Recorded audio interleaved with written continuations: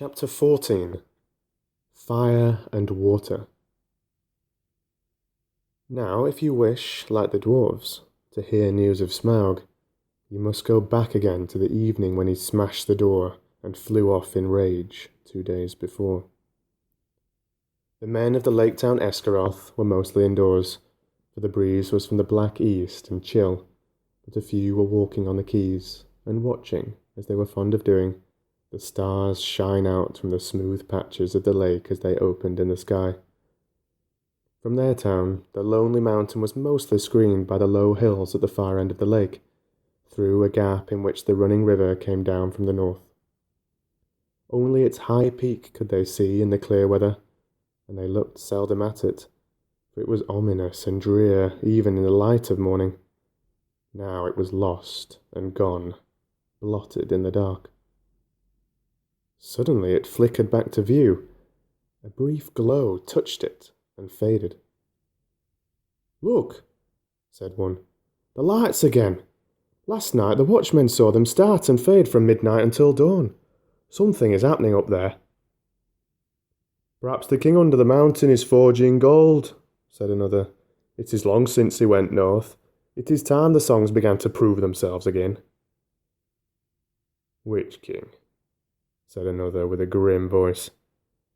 "As like as not it is the marauding fire of the dragon, the only king under the mountain we have ever known." "You are always foreboding gloomy things," said the others. "Anything from floods to poison fish. Think of something cheerful." Then suddenly a great light appeared in the low place in the hills, and the northern end of the lake turned golden. "The king beneath the mountain!" they shouted. "His wealth is like the sun, his silver like a fountain, his river's golden run." "The river is running gold from the mountain!" they cried, and everywhere windows were opening and feet were hurrying. There was once more a tremendous excitement and enthusiasm, but the grim-voiced fellow ran hotfoot to the master. "The dragon is coming, or I'm a fool," he cried. "Cut the bridges! To arms! To arms!" Then warning trumpets were suddenly sounded and echoed along the rocky shores.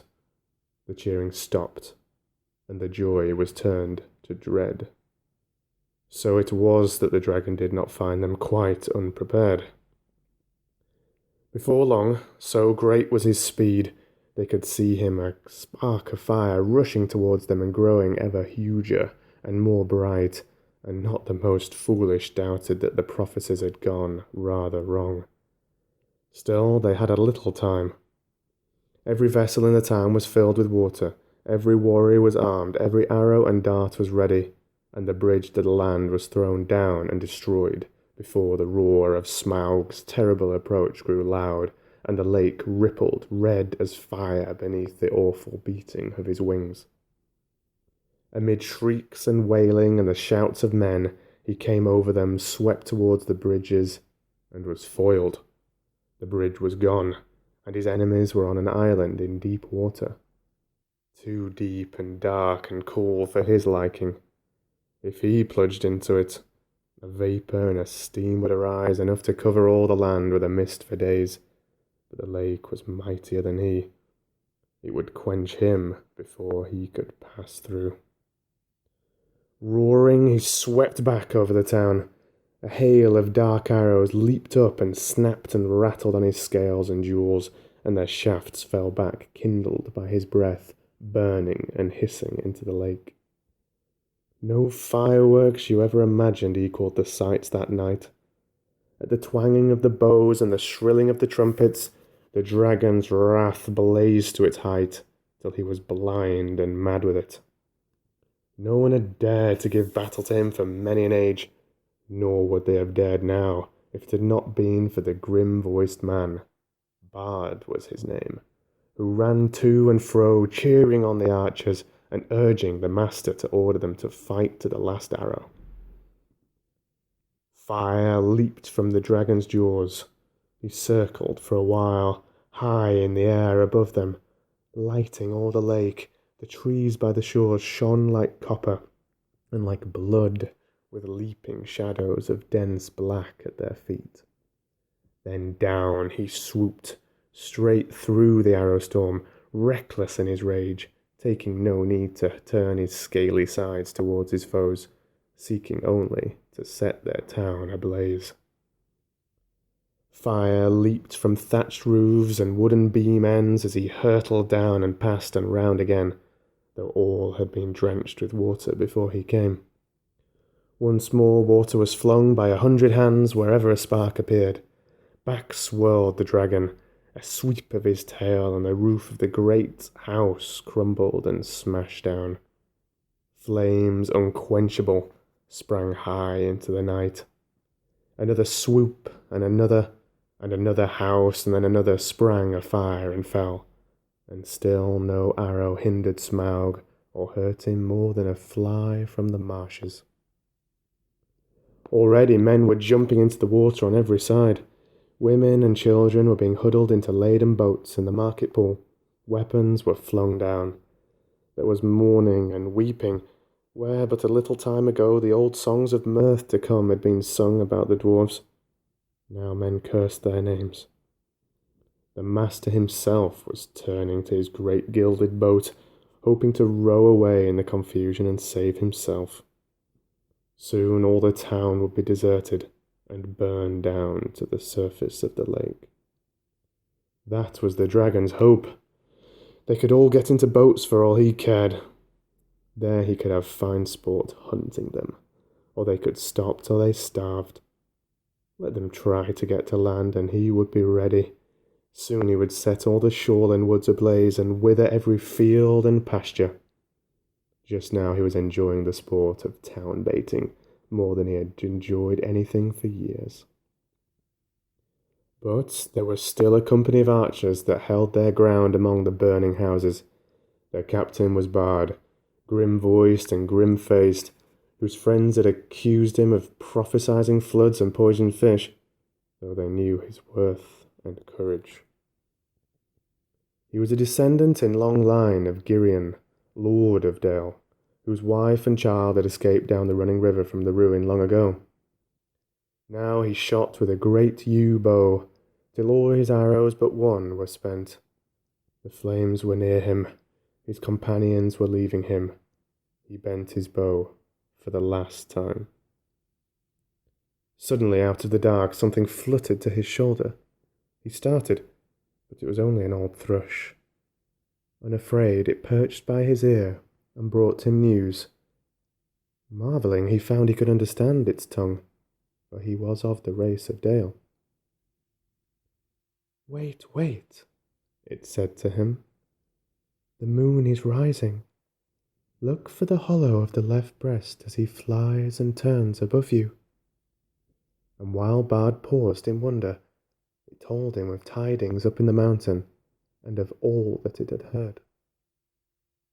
Then Bard drew his bowstring to his ear. The dragon was circling back, flying low, and as he came the moon rose above the eastern shore and silvered his great wings. "Arrow," said the bowman, "Black Arrow, I have saved you to the last. You have never failed me, and always I have recovered you. I had you from my father, and he from of old. If ever you came from the forges of the true king under the mountain, go now, and speed well." The dragon swooped once more, lower than ever, and as he turned and dived down, his belly glittered white with sparkling fires of gems in the moon. But not in one place. The great bow twanged. The black arrows sped straight from the string, straight for the hollow by the left breast where the foreleg was flung wide. In it smoked and vanished barb, shaft, and feather, so fierce was its flight. With a shriek that deafened men, felled trees and split stone, Smaug shot spouting into the air, turned over, and crashed down from on high in ruin. Full on the town he fell. His last throw splintered it to sparks and gleeds. The lake roared in. A vast steam leaped up, white in the sudden dark under the moon. There was a hiss, a gushing whirl, and then silence. And that was the end of Smaug and Esgaroth, but not of Bard. The waxing moon rose higher and higher, and the wind grew loud and cold. It twisted the white fog into bending pillars and hurrying clouds, and drove it off to the west to scatter in tattered shreds over the marshes before Mirkwood. Then the many boats could be seen, dotted dark on the surface of the lake, and down the wind came the voices of the people of Esgaroth, lamenting their lost town and goods and ruined houses. But they had really much to be thankful for. Had they thought of it, though it could hardly be expected that they should just then. 3/4 of the people of the town had at least escaped alive. Their woods and fields and pastures and cattle and most of their boats remained undamaged, and the dragon was dead. But that meant they had not yet realized. They gathered in mournful crowds upon the western shores, shivering in the cold wind, and their first complaints and anger were against the master, who had left the town so soon, while some were still willing to defend it. "He may have a good head for business, especially his own business," some murmured, "but he's no good when anything serious happens." And they praised the courage of Bard and his last mighty shot. "If only he had not been killed," they all said. "We would make him a king. Bard the dragon shooter of the line of Girion. Alas, he is lost." And in the very midst of their talk, a tall figure stepped from the shadows. He was drenched with water, his black hair hung wet over his face and shoulders, and a fierce light was in his eyes. "Bard is not lost," he cried. "He died from Esgaroth when the enemy was slain. I am Bard, of the line of Girion. I am the slayer of the dragon." "King Bard! King Bard!" they shouted, but the master ground his chattering teeth. "Girion was Lord of Dale, not King of Esgaroth," he said.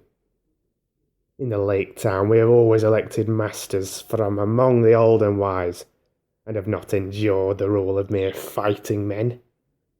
Let King Bard go back to his own kingdom. Dale is now freed by his valour, and nothing hinders his return. And any that wish can go with him, if they prefer the cold stones under the shadow of the mountain to the green shores of the lake.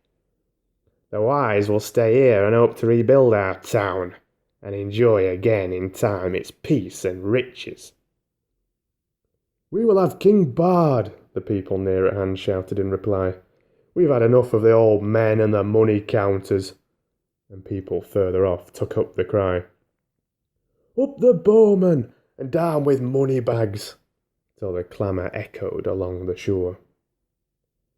"I am the last man to undervalue Bard the bowman," said the master warily, for Bard now stood close beside him. "He has tonight earned an eminent place in the roll of the benefactors of our town, and he is worthy of many imperishable songs. But why, O people," and here the master rose to his feet and spoke very loud and clear, "why do I get all your blame? For what fault am I to be deposed? Who aroused the dragon from his slumber, I might ask? Who obtained of us rich gifts and ample help, and led us to believe that old songs could come true? Who played on our soft hearts and our pleasant fancies? What sort of gold have they sent down the river to reward us? Dragon fire and ruin. From whom should we claim the recompense of our damage, and aid for our widows and orphans?" As you see, the master had not got his position for nothing.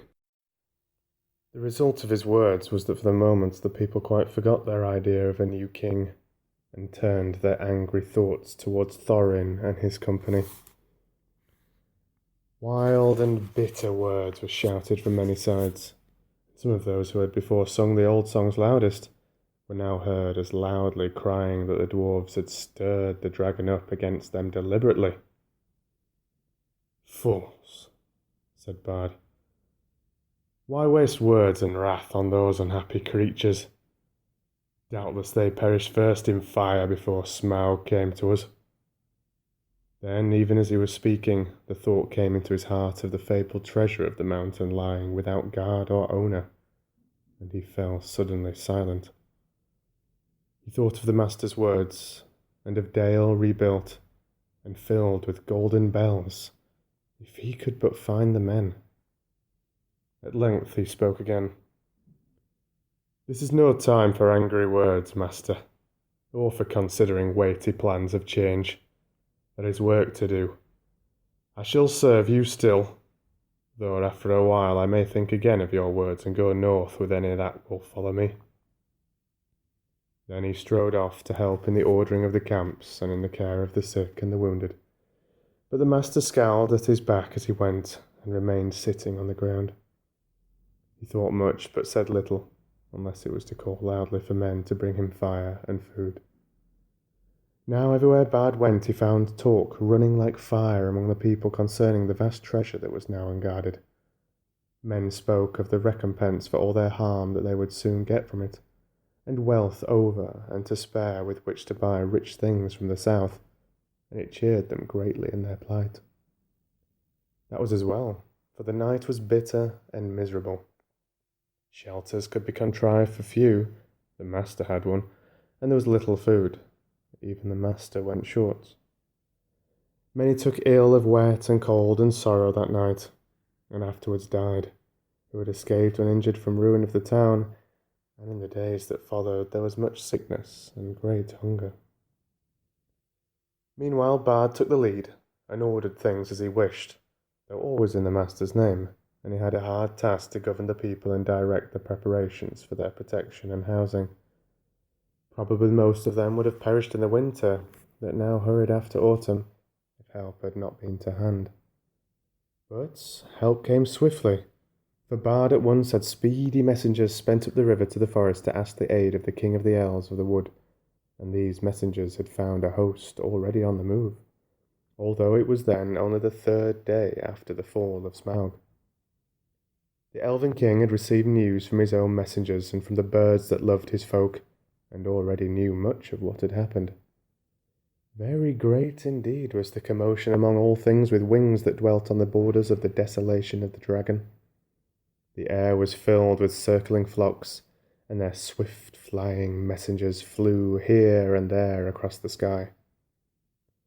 Above the borders of the forest there was whistling, crying, and piping. Far over Mirkwood tidings spread, "Smaug is dead." Leaves rustled and startled, ears were lifted. Even before the elven king rode forth, the news had passed west right to the pinewoods of the misty mountains. Bjorn had heard it in his wooden house, and the goblins were at council in their caves. "That will be the last we shall hear of Thorin Oakenshield, I fear," said the king. "He would have done better to have remained my guest. It is an ill wind all the same," he added. "That blows no one any good." For he too had not forgotten the legend of the wealth of Thror. So it was that Bard's messengers found him now marching with many spearmen and bowmen, and crows were gathered thick above him, for they thought that war was awakening again, such as had not been in those parts for a long age. But the king, when he received the prayers of Bard, had pity, for he was the lord of a good and kindly people. So turning his march, which had at first been direct towards the mountain, had hastened now down the river to the long lake. He had not boats or rafts enough for his host, and they were forced to go the slower way by foot. but great store of goods he sent ahead by water. Still, elves are light-footed, and though they were not in these days much used to the marshes and the treacherous lands between the forest and the lake, their going was swift. Only 5 days after the death of the dragon, they came upon the shores and looked on the ruins of the town. Their welcome was good, as may be expected, and the men and their master were ready to make any bargain for the future in return for the elven's aid. Their plans were soon made. With the women and the children, the old and the unfit, the master remained behind, and with him were some men of crafts and many skilled elves, and they busied themselves felling trees and collecting the timber sent down from the forest. Then they set about raising many huts by the shore against the oncoming winter, and also under the master's direction they began the planning of a new town, designed more fair and large even than before, but not in the same place. They removed northward, higher up the shore, but ever after they had a dread of the water where the dragon lay. He would never again return to his golden bed, but was stretched, cold as stone, twisted upon the floor of the shallows. There for ages his huge bones could be seen in calm weather amid the ruined piles of the old town, but few dared to cross the cursed spot, and none dared to dive into the shivering water or recover the precious stones that fell from his rotting carcass. But all the men of arms were still able, and the most of the elven king's array got ready to march north to the mountain. It was thus that in 11 days from the ruin of the town, the head of their host passed the rock gates at the end of the lake and came into the desolate lands.